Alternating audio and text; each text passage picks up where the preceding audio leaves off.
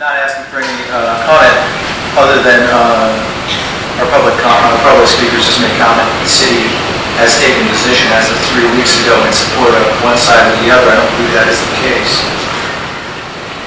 That's correct. The city position is based on the evidence that we have seen to date. We cannot say that there is a public road there. We cannot advocate that there is a public road there. It's unclear whether there is a public road there. Thank you, Mr. Montevallo. Is there anybody else who would...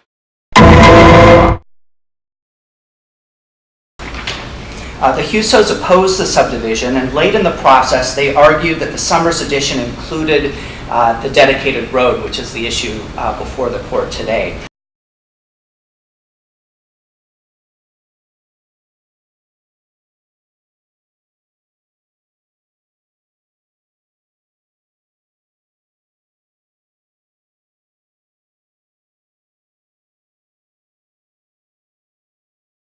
They wrote a letter to the hearing examiner.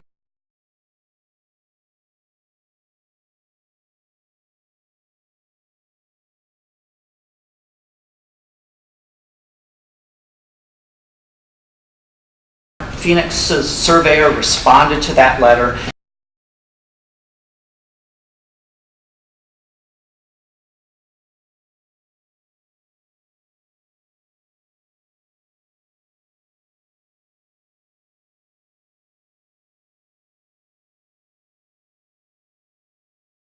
The hearing examiner rejected the contention, found there was no road on the property dedicated. The Husos then complained to the city council about this issue, and at the city council's request, the public works director reviewed the issue. And after his review, he advised the Husos there is no road on the Phoenix property. In addition, the public works director, out of an excess of caution, hired a surveyor to give him a second opinion.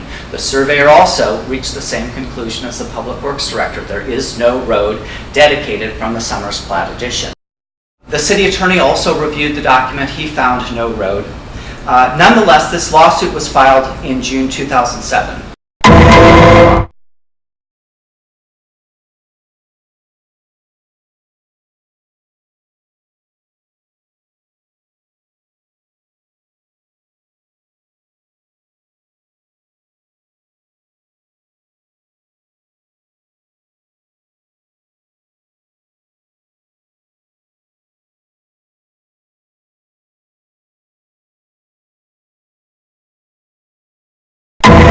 Mr. Hill keeps repeating, and these other folks that they've relied on say, oh, there's no streets marked on.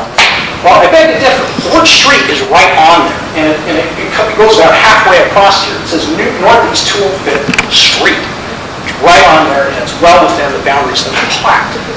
So to say that there's no reference to a street on here is I'm having trouble grasping that. It's right there. I have to say, especially now that I've had a chance to look at the map up close, I do think it's more ambiguous than the Husos suggest, but probably not quite as ambiguous as Phoenix suggests it is in terms of requiring as much extrinsic evidence.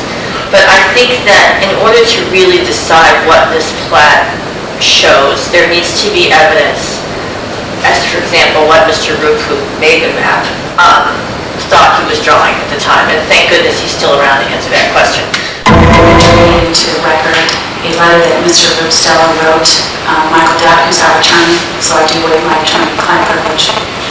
Dear Michael, I spoke with counsel in executive session last night, and by this letter, I am stating to you the city's position with respect to the pending lawsuit. As you know, the city has received 2 legal opinions, one from this law firm, Ogden Murphy Wallace, both of which opinion that if there is ambiguity in the language of the Summers Edition plat, the eccentric evidence reviewed would support the conclusion that there was no dedication of the street to King County by the recording of the plat.